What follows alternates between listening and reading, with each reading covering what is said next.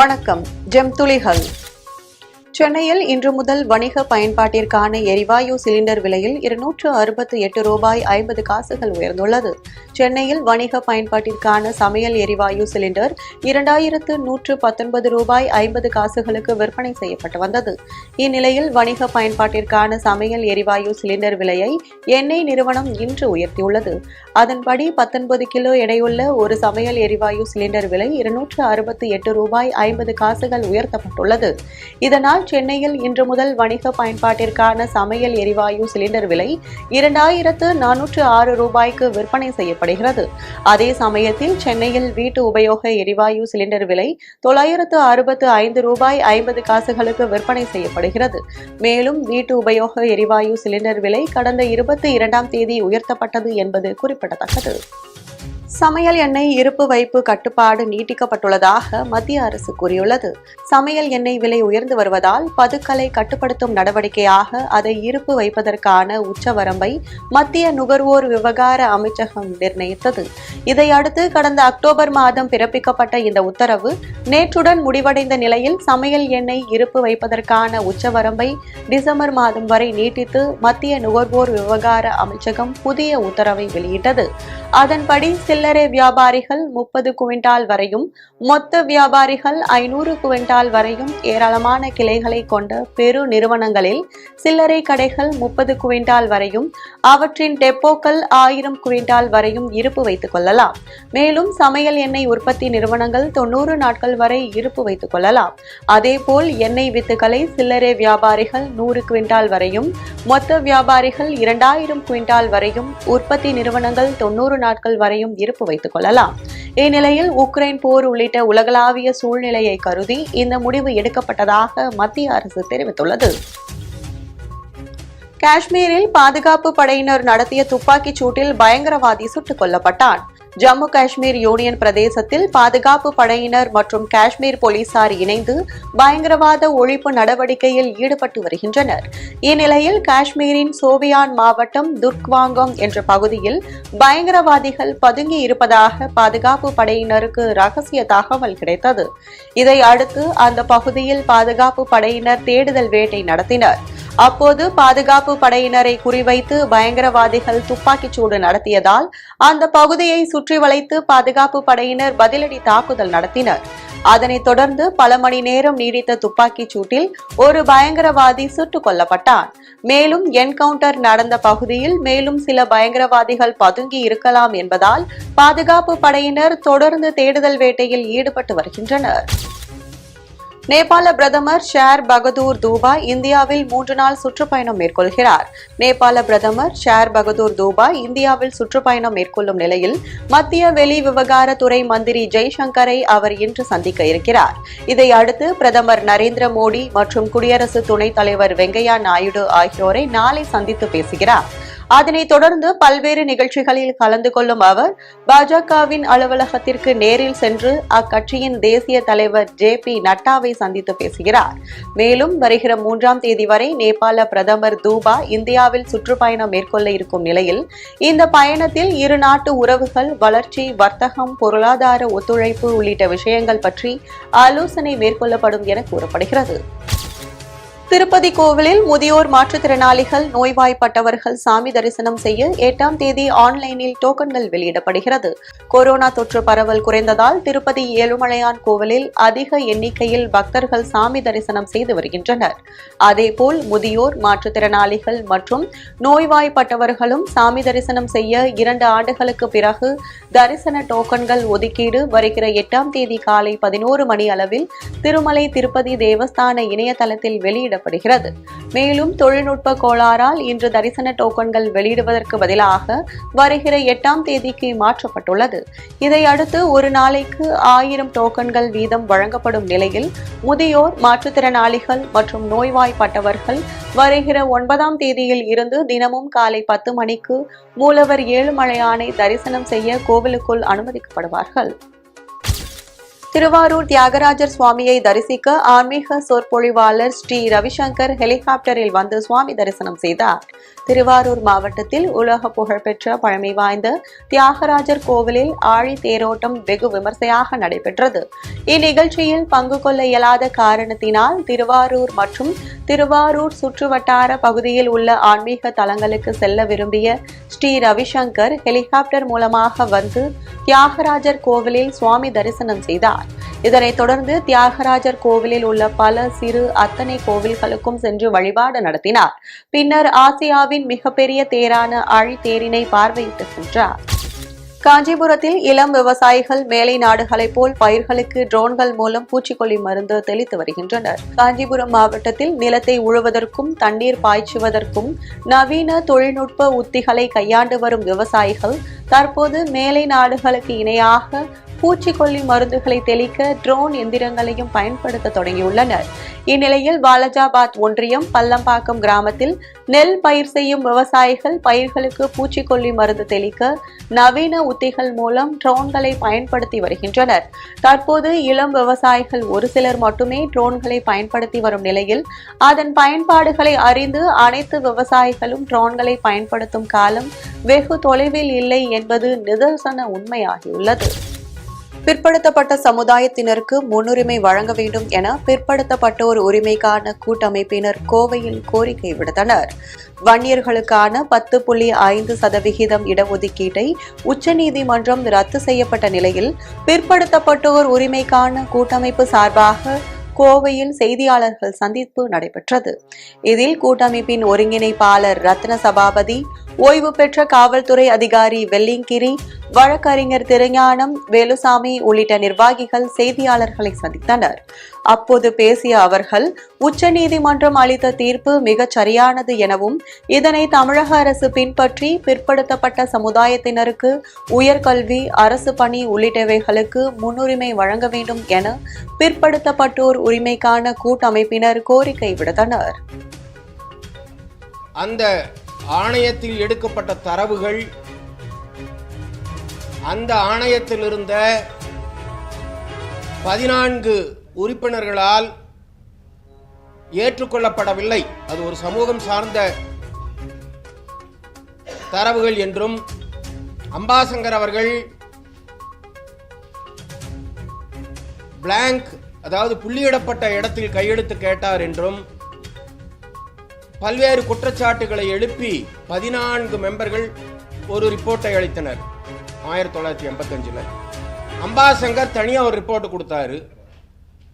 5 மெம்பர்கள் அப்சைன் பண்ணிட்டாங்க. அதாவது 2 பேர் ரிப்போர்ட்ல கையெழுத்து போடல.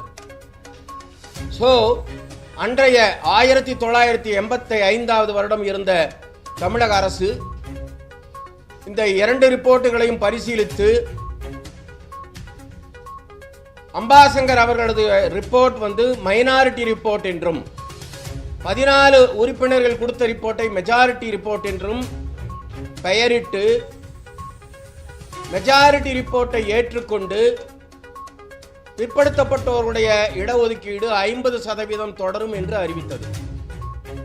இந்த ஆணைகள் அரசு ஆணை எண் 1564 மற்றும் 1565/85 இந்த 2 அரசு ஆணைகளில் இடப்பட்டுள்ள இந்த 2 அரசு ஆணைகள்.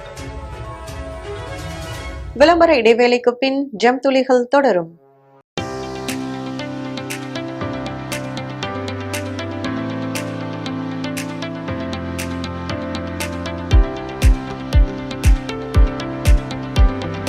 அக்ஷயா கேட்டரிங் சர்வீஸ் உயர்தரமான முறையில் சமையல் செய்து மக்களின் நன்மதிப்பையும் பெயர் ஆதரவையும் பெற்று வரும் அக்ஷயா கேட்டரிங் சர்வீஸ் திருமணம், சீமந்தம், கிரகப்பிரவேசம், மஞ்சள் நீராட்டு விழா, பிறந்தநாள் விழா, காதணி விழா போன்ற உங்கள் இல்லத்தில் நடைபெறும் அனைத்து சுப நிகழ்ச்சிகளுக்கும் சுவையான முறையில் டிஃபன் மற்றும் சாப்பாடு வகைகள் நியாயமான விலையில் உங்கள் உறவினர்கள் மற்றும் நண்பர்கள் பாராட்டும் வகையில் தயார் செய்து உங்கள் இல்லத்திற்கு வந்து சர்வீஸ் செய்து தருகிறோம். உங்கள் ஆதரவை நாடும் அக்ஷயா கேட்டரிங் சர்வீஸ்.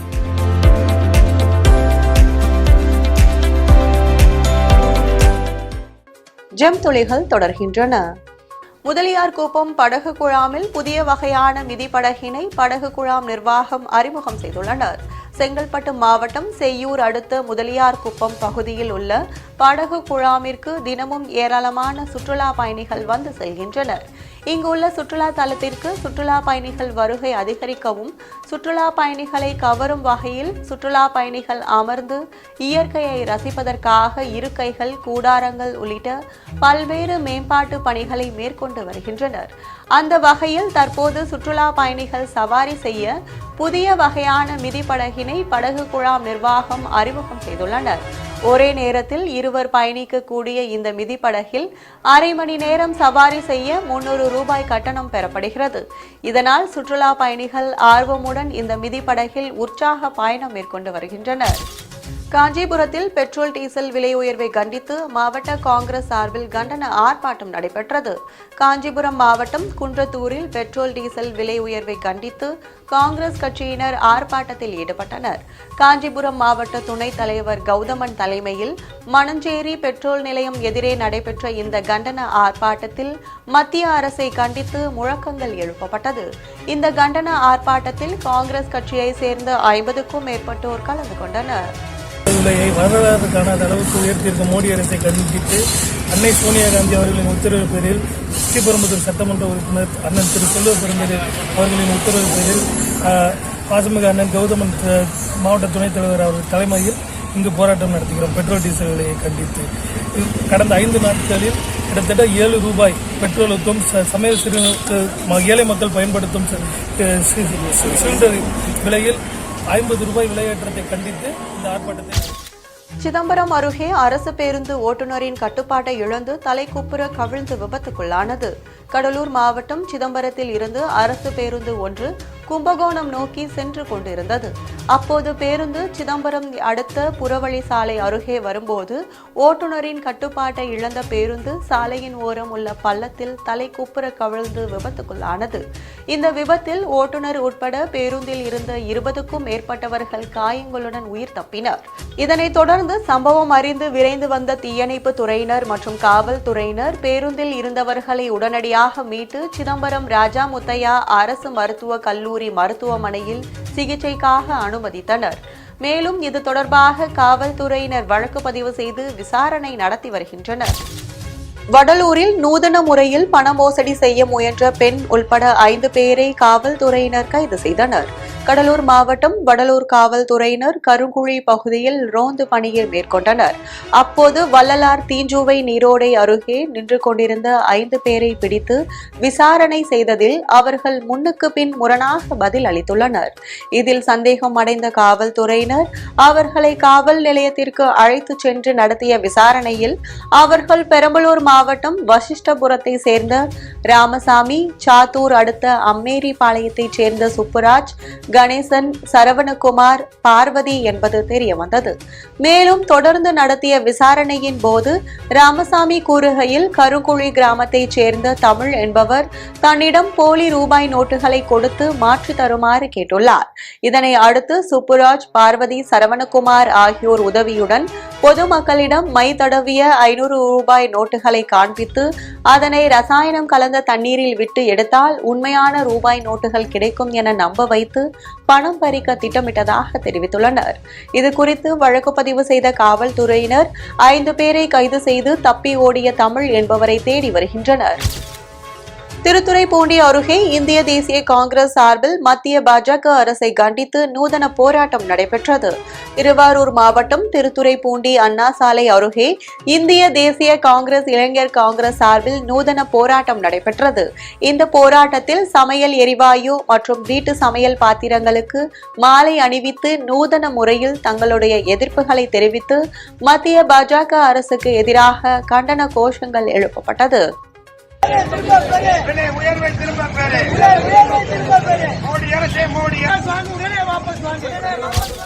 ராணிப்பேட்டையில் பள்ளி மாணவர்களுக்கு காவல்துறையின் சார்பில் போதைப் பொருள் விழிப்புணர்வு நிகழ்ச்சி நடைபெற்றது.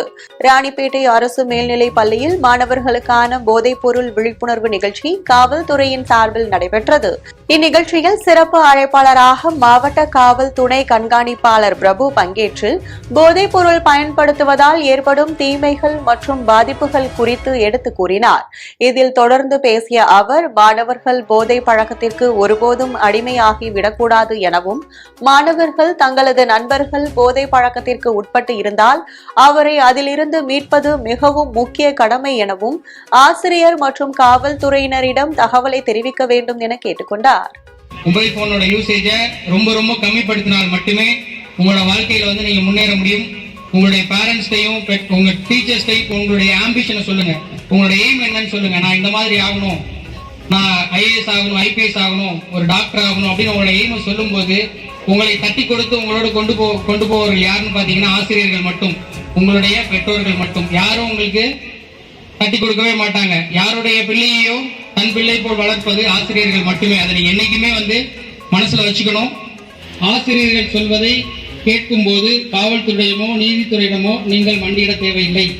உங்களை காவல்துறையும் கண்டிப்ப வாய்ப்பில்லை. ஏன்னா நல்லா இருக்கும்போது, ஒபீடியண்டா இருக்கும்போது காவல்துறை உங்களை பத்தி உங்களை எதுவும் பண்றதுக்கான வாய்ப்பு இல்லை. நீதித்துறையிடமும் நீங்க மண்டியிட வேண்டும். விலாங்காடு பாக்கம் ஊராட்சியில் நாட்டு நலப்பணி திட்ட முகாம் நிறைவு விழா நடைபெற்றது.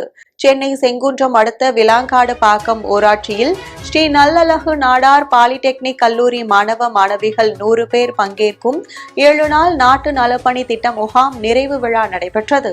இந்நிகழ்ச்சிக்கு ஊராட்சி மன்ற தலைவர் பாரதி சரவணன், வழக்கறிஞர் சரவணன் ஆகியோர் தலைமை தாங்கி விலாங்காடு பாக்கம் ஊராட்சியில் மாணவர்கள் மேற்கொண்ட நற்பணிகளை பாராட்டி பொன்னாடை போர்த்தி பரிசு பொருட்களை வழங்கி வாழ்த்துரையாற்றினர். இதில் கல்லூரியின் செயலர் கோவிந்தசுவாமி, கல்லூரி முதல்வர் ராமகிருஷ்ணன், விலாங்காடு பாக்கம் அரசு நடுநிலை பள்ளி தலைமை ஆசிரியர் பிரபாகரன், ஊராட்சி மன்ற துணைத் தலைவர் கலாவதி நந்தகுமார், வார்டு உறுப்பினர்கள், நாட்டு நலப்பணி திட்ட மாணவர்கள் உட்பட பலர் கலந்து கொண்டனர்.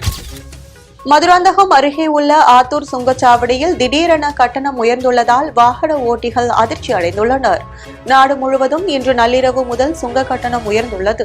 இந்நிலையில் செங்கல்பட்டு மாவட்டம் தாம்பரத்தில் இருந்து ஆத்தூர் வரை 120 கிலோமீட்டர் தொலைவில் உள்ள பரனூர் மற்றும் ஆத்தூர் ஆகிய 2 சுங்கச்சாவடிகளில் சுங்க கட்டணம் உயர்ந்துள்ளது.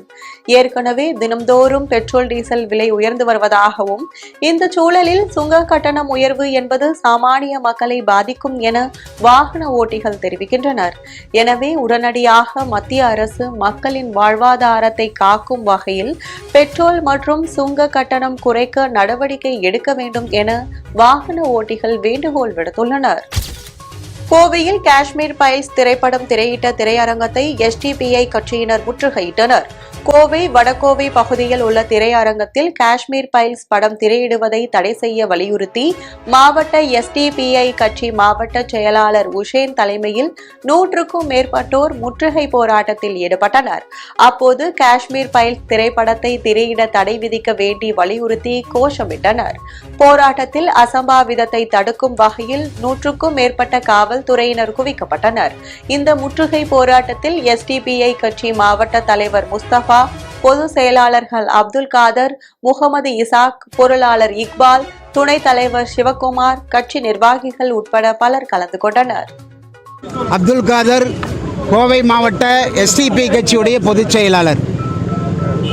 மார்ச் 11ஆம் தேதி இந்திய முழுக்க விவேக் அக்னி கோத்தாரி என்ற இயக்குனரால் இயக்கப்பட்ட தி காஷ்மீர் ஃபைல்ஸ் என்ற ஒரு திரைப்படம் இந்திய தேசத்தில் வெளியிடப்பட்டுள்ளது. இந்த திரைப்படத்துடைய நோக்கம் என்னவென்று சொன்னால், அமைதியாக இருக்கின்ற பன்முகத்தன்மை கொண்ட இந்திய தேசத்தில் வன்முறையை தூண்டிவிடுவதும் இந்திய தேசத்தை கலவரக்காடாக மாற்றுவதுதான் இந்த காஷ்மீர் ஃபைல்ஸ் என்ற திரைப்படத்துடைய நோக்கம். இந்த திரைப்படத்தை பார்க்கின்ற ஒவ்வொரு நபரும் இந்திய தேசத்துடைய நலனுக்கு எதிராக வன்முறையை தூண்டும் விதமாக ஒரு கலவரம் செய்யக்கூடிய சிந்தனையுள்ள நபராக, பல்வேறு விதமான கொலைகளை கண்மூடித்தனமாக செய்கின்ற ஒரு காட்டு மிராண்டியாக மாறக்கூடிய ஒரு சூழலை இந்த காஷ்மீர் ஃபைல்ஸ் என்ற திரைப்படம் ஏற்படுத்துகிறது. அப்படியானால் ஒவ்வொரு நாளும் இந்திய தேசத்தில் 1000 நபர்கள் இந்த படத்தை பார்த்தோமானால் 1000 நபர்களும் இந்த தேசியத்துடைய தேச நலனுக்கு எதிராக இந்தியாவுடைய இறையாண்மையை கொலை செய்யக்கூடிய, இந்திய தேசத்துடைய பன்முகத்தன்மையை கொலை செய்யக்கூடிய நபர்களாக மாறுவார்கள். விளம்பர இடைவேளைக்கு பின் ஜெம் துளிகள் தொடரும்.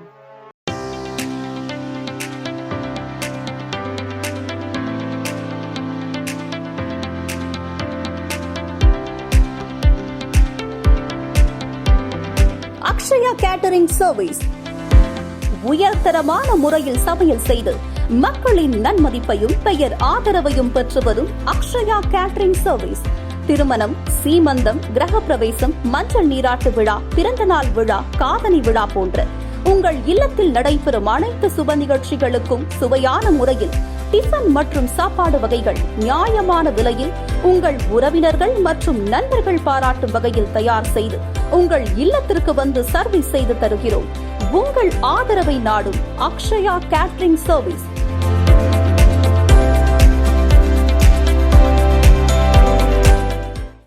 ஜெம் துளிகள் தொடர்கின்றன. உலக அளவில் கொரோனா வைரஸ் பாதிக்கப்பட்டவர்களின் எண்ணிக்கை 48.81 கோடியாக அதிகரித்துள்ளது. சீனாவின் உகான் நகரில் 2019ஆம் ஆண்டு கண்டுபிடிக்கப்பட்ட கொரோனா வைரஸ் 221 நாடுகள் பிரதேசங்களுக்கு பரவி பெரும் பாதிப்பை ஏற்படுத்தி வருகிறது.